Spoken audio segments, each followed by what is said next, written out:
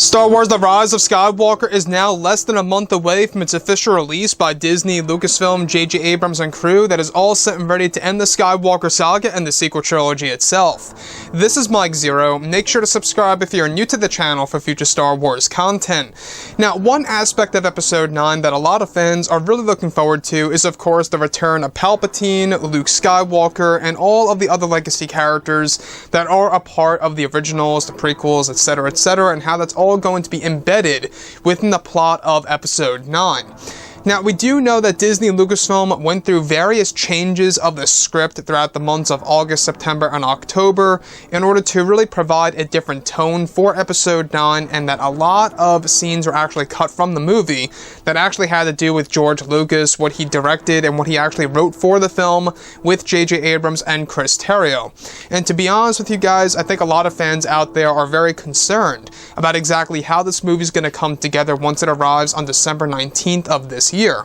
Now, on top of all of this, these past couple of weeks or so, what's really intriguing and rather unfortunate has all to do with actor Mark Hamill's portrayal as the character of Luke Skywalker in Episode 9. Now, specifically, it's explained that during the months of August, September, and October is when many changes and adjustments were made to the film by Disney and Lucasfilm to add in a new tone for the movie by J.J. Abrams. It's explained that one of the big changes from the film's plot had to do with cutting around 30% of Luke Skywalker's scenes and minimizing his screen time in the film from flashbacks to, of course, Force Ghost sequences, and that through all of the filming in the original cut of the film, that was around 4 hours and change before taking scenes out and choosing which ones to leave in for the movie.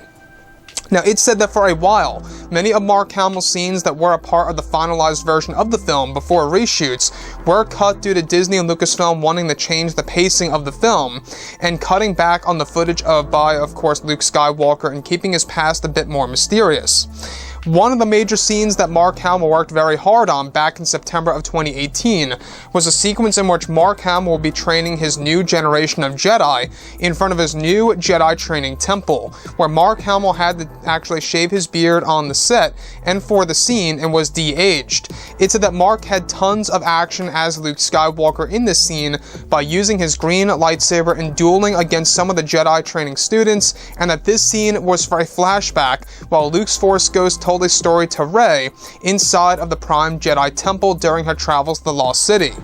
Now, the scene took around 4 days to film in total. Though it was a brief scene, the sequence gave fans a glimpse into Luke's ways of training his Jedi, as well as giving fans a first look at the entire Jedi Academy that Luke built on this strange world over in the Outer Rim that was the home of his Jedi training students. Another sequence that Mark Hamill worked very hard on in early 2019 that was also cut from the film entirely by Disney and Lucasfilm due to the reshoots was actually said to be a scene that involved another flashback of a middle-aged Luke Skywalker now with a beard, witnessing the slaughter of his new generation of Jedi by the hands of Kylo Ren / Ben Solo. The shot was actually said to be an extension of what fans witnessed in The Last Jedi, where Mark as Luke Skywalker will be looking through the rubble of course, resting on top of him, where Luke was actually just waking up and witnessing his Jedi getting killed one by one by Kylo Ren, followed by Kylo leaving on a strange ship with the Knights of Ren. It said that Disney wanted to cut back on these scenes and plans to release them on the Blu-ray in early 2020, around March or April of next year, when the film arrives, and didn't want them to be a part of the final version of the film to cut down the running time of Episode 9. There was even a Force Ghost sequence that Mark filmed, where he would temporarily come back to life through the power of the Wills, where his Force Ghost would actually transform into a solid figure, and confronting Palpatine in the ending of the movie that was changed, as well as due to Lucasfilm changing Palpatine's character drastically, where the movie and how the reshoots allowed Palpatine to come back to life in the flesh for the final act of Episode 9. So let's go over a couple of parts about this, and as I, in my point of view, once again believe that this is a bad path by Disney and Lucasfilm.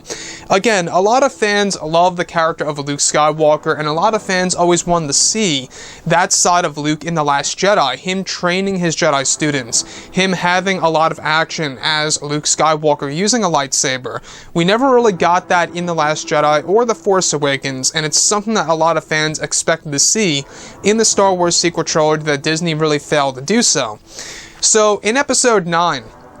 a lot of those scenes that Mark Hamill filmed, a lot of the flashbacks were actually cut from the film because they wanted to cut down the running time of episode 9 and they wanted to provide a different tone of this movie. And, I think, a lot of fans are going to disagree with that. I really do believe that, because coming out of The Last Jedi and the backlash it received, a majority of the backlash for episode 8 had to do with how Ryan handled the character of Luke Skywalker. There's no denying that at all whatsoever, right?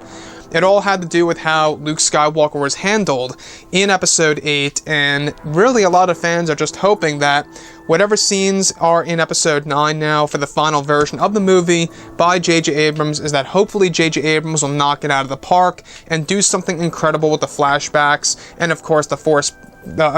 Force Ghost sequences. Now, the thing that really does, let me down a lot when it comes to Luke is that they actually cut the scene where we actually were going to witness the Jedi killings by Kylo Ren / Ben Solo that would have actually served as a parallel to, of course, when Anakin Skywalker kills the Separatists on Mustafar. Again, this scene was actually meant to be a parallel of what happened in Episode 3, Revenge of the Sith. Now, once again, they plan to release this on the Blu-ray in, early 2020. We're looking at March or April of next year when the Blu-ray is going to drop of Episode 9 with deleted scenes, and not to mention that in March, we also get the novelization of The Rise of Skywalker, which is going to really fill us in on a lot of new information about Palpatine, Luke, Kylo, Rey, you name it. The only thing that I disagree about that is that I would rather a lot of that content to be in a movie rather than in a book. I'm sure that some of you guys out there will agree with me on that. That's just my, opinion on things. That's just me being honest. But the other thing that I will say that really kind of was a big failure by Disney and Lucasfilm was how they actually originally had a scene where Luke would come back to life temporarily through the power of the wills, whereas Force Ghost would slowly transition into a solid form, as if he is flesh and blood, confronting Palpatine at the very end of Episode 9. This too was also cut from the final act of Episode 9 to really give the fans a different perspective on the entire scene now that Palpatine is back in the flesh. So this most likely was affiliated when Palpatine was still a Sith spirit taking over the Dark Acolyte's body, but nonetheless, how they cut 30% of Mark Hamill's scenes as well as George Lucas and the scenes that he worked on, I think is really a big, big mistake by Disney and Lucasfilm, and you can only imagine, what this movie would be like if they kept more of these scenes intact and just focused more so on everything related to Luke. Again, I know some of you guys out there may disagree with me, but my point of view, the entire sequel trilogy should really be focused on the Skywalkers. They call it the Skywalker saga, yet they don't really focus on the Skywalkers all that much. Now, yes, I know that Ben Solo is a Skywalker at the end of the day, but in my opinion, I feel that that character really wasn't used as well as a villain as he could have been, and that he always kept losing to Rey. That's the only point that I was really,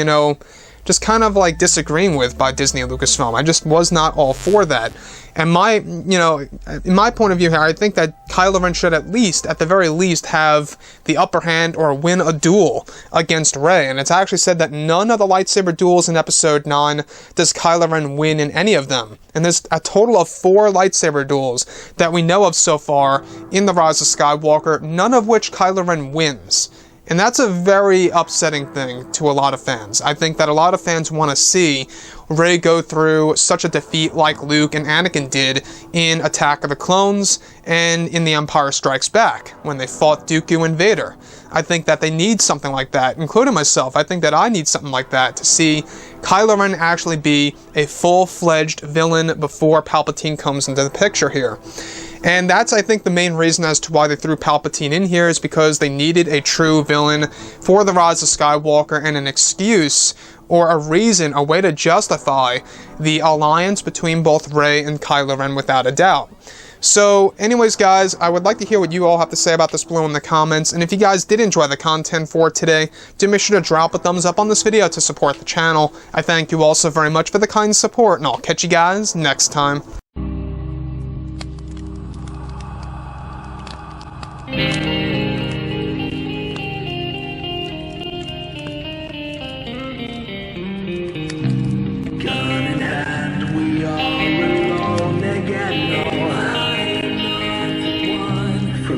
Simba